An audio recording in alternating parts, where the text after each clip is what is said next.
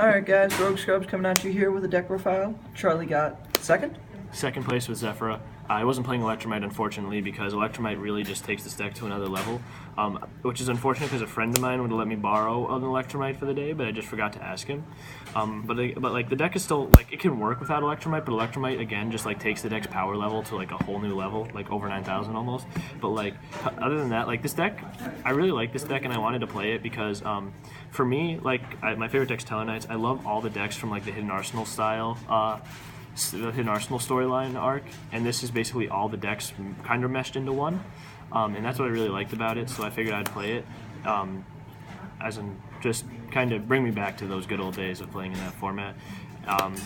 And there are a few cards in here that I really like seeing, but other than that, I think this deck's really good. Unfortunately, it doesn't have Dangalong over here, which is a problem, which is why I think this deck is so underrated over here, because this deck is not bad by any means. It's just like we don't have Dangalong, so I think that turned a lot of people away from it. But the deck is still pretty good. So get off, we got 3 Zefras. This card's the best one. While he's in scale, he's the only Zefra monster that doesn't restrict you to only pendulum summoning Zefras. And once per turn during your main phase, you can make him any scale as a Zefra monster in your deck by sending one from deck to face up on the extra deck. So he just is really good to help initiate your combos and everything, and like he has a stupid summoning effect, but it's completely irrelevant. Like you'll never summon it, even though you'll get you'll be able to, but like you never want to because it's bad. Then you play 3 Zefra Nui. If I had Electromite, I probably would just play 2 of this, but this card is amazing because whenever it's summoned, it searches. Whenever it's pendulum summoned, it searches for a Zephyr or Yang Zing spell or trap, which the spell and traps in this deck are just completely broken. They have 6 Rotas, and they have 2 Judgments, which is ridiculous, so yeah. You play 3 of that. It's also level 6 Earth, which is a huge ass, which is relevant sometimes. And then we played 3 Zefraxi again. You could probably cut this to 2 if you had Electromite. But I played with 41 cards today too, which I didn't know. I thought it was only 40, but apparently it's 41. But this card, whenever it's pendulum summoned, it just makes something a tuner, and after it does that, it has to go to the bottom of the deck like Destrudo. But other than that, this card's just there to make synchro plays. It's the only card that like consistently gets you a tuner that's not named Destrudo. And then I'm playing 1 Zefraxiton and 1 Zephythubin.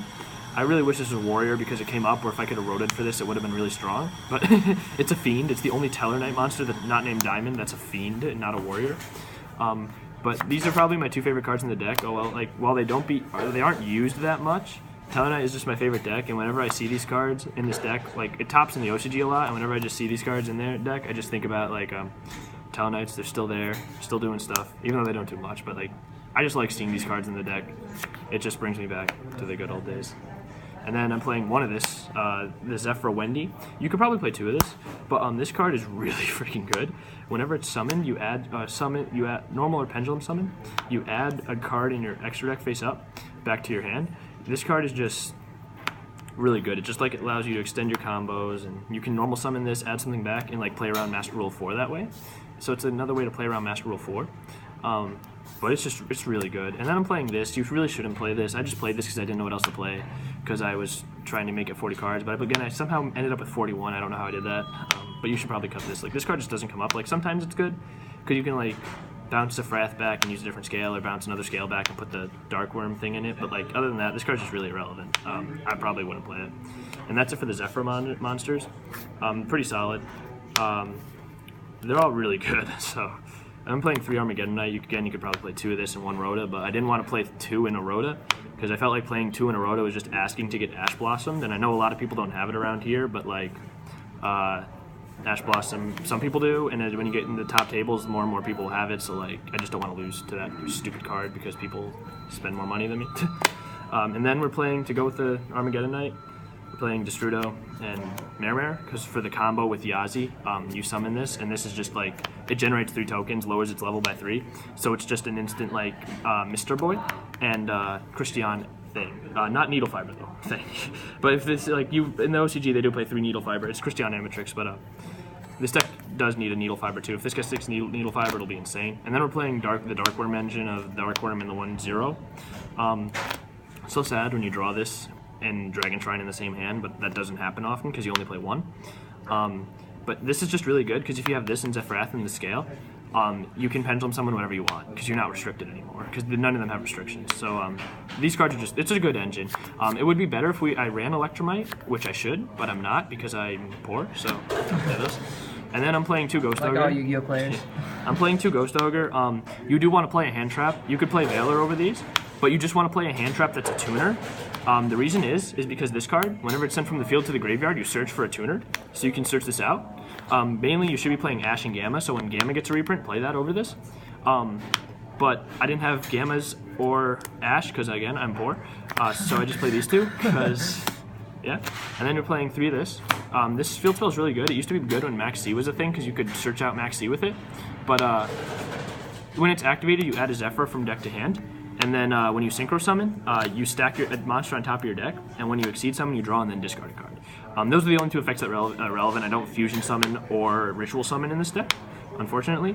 But the best effect of it is that it's a Zefra card and it searches, which is really good. Because again, you also play triple Zefra Providence, because with this card is amazing. I think this card is probably the best card in the deck because it's Rhoda for any Zefra card, and while it's in the graveyard, you can banish it to protect all your Zefra cards from destruction if your opponent tries to destroy them with a card effect. I think this card's just honestly insane, and like it's one of my favorite things about the deck. It's just like you'll get a lot of hands where you open both of these because you're also playing terraformings. So like when you open both of them, it's just really, really, really good. Plus this can search out the traps too. It's just as any Zefra card, not monster, which is just what I think is insane. And then 3 Dragon Shrine for the Destrudo and the Dark Worm, mainly for the Dark Worm. If you open this in like the level 3 Yang Zing and you're playing Electromite, which I'm not, you should win the game, but like but seeing this in your opening hand with like a few other cards is like just insane. We're also playing to go with that the 1 Foolish Burial. This is just good. Then 3 Terraformings for the field spell, obviously. 2 MST, because it's a local, you'll see stupid shit. And then, like, Pendulum Magicians, I don't want to lose to that trap. Rhoda for the Armageddon Knights, and the Tellarknight. And then I'll play 1 of each of the traps. 1 Pillar, 1 War, and 1 Strike. Divine Strike, Zephyr Divine Strike. I was playing originally 3, 2, and 1, but I was bricking real badly with this deck. And I figured it was because I was playing too many like dead cards. Like I'm playing MSTs, Ghost Ogres, and then I was playing a ton of traps and the Mare on top of that.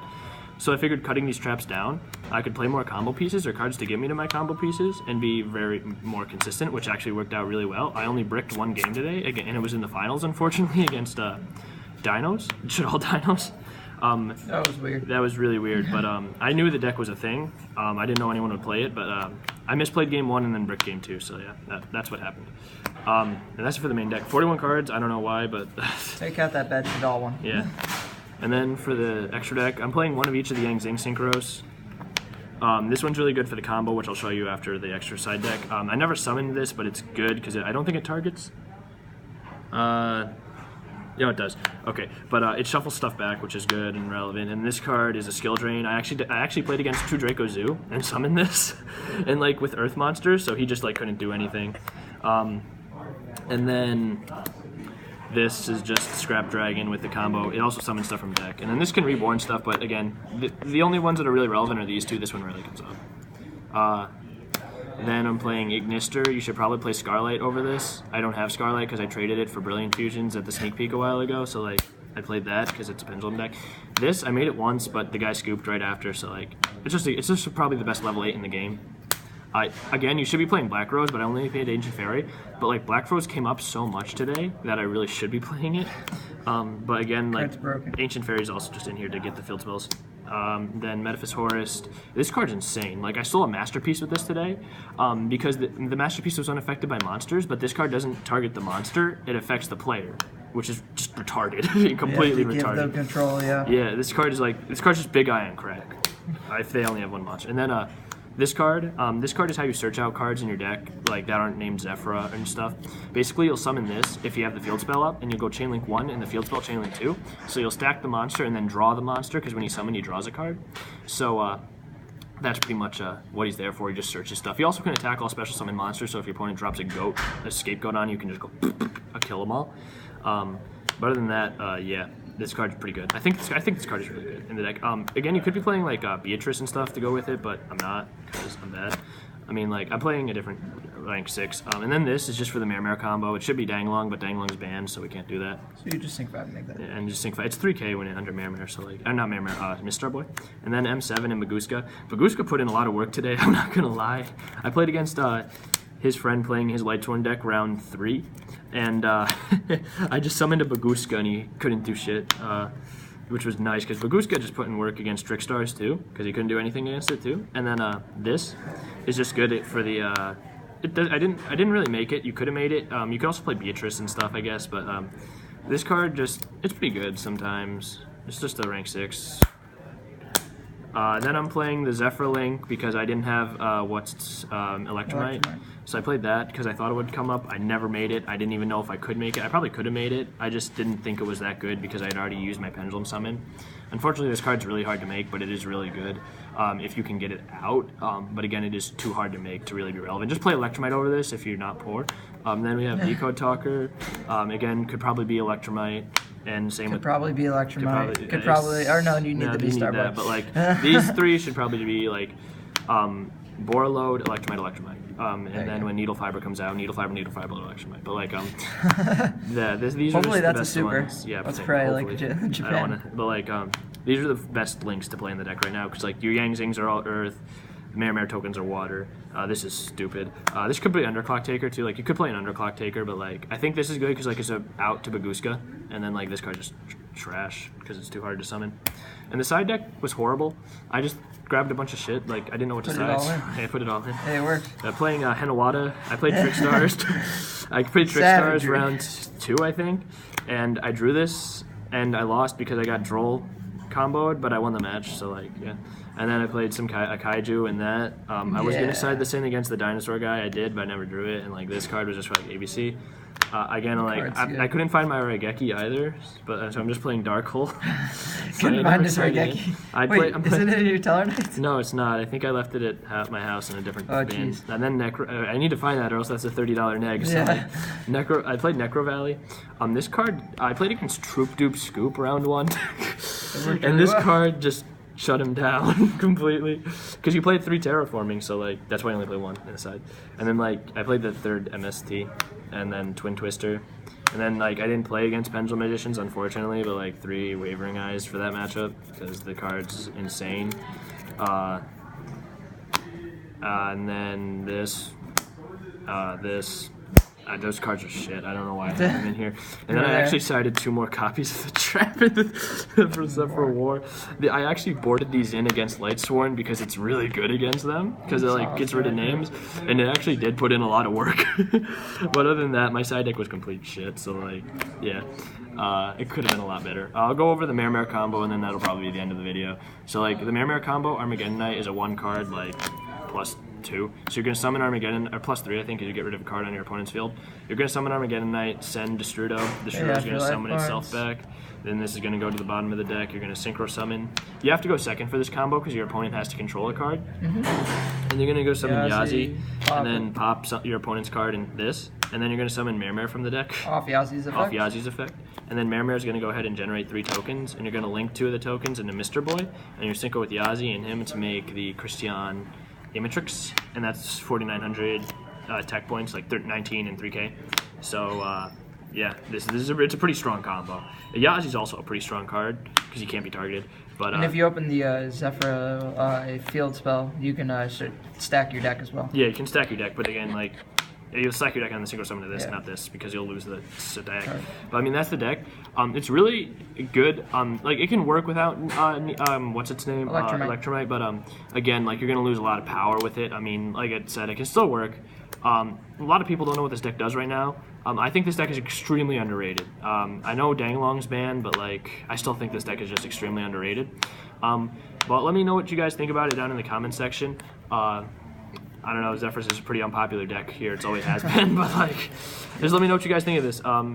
I got 2nd place and I pulled some secret rares, which sucks. It's a rogue deck. Yeah, it counts. It's a rogue deck, so because no one knows what this does. So, like, we're gonna stop doing pack openings, by the way. Yeah, I won 13 packs, so like yeah, just deck. No one commented on the introduction, but we'll do that anyway. All right, Rogue Scrubs out. Rogue Scrubs out.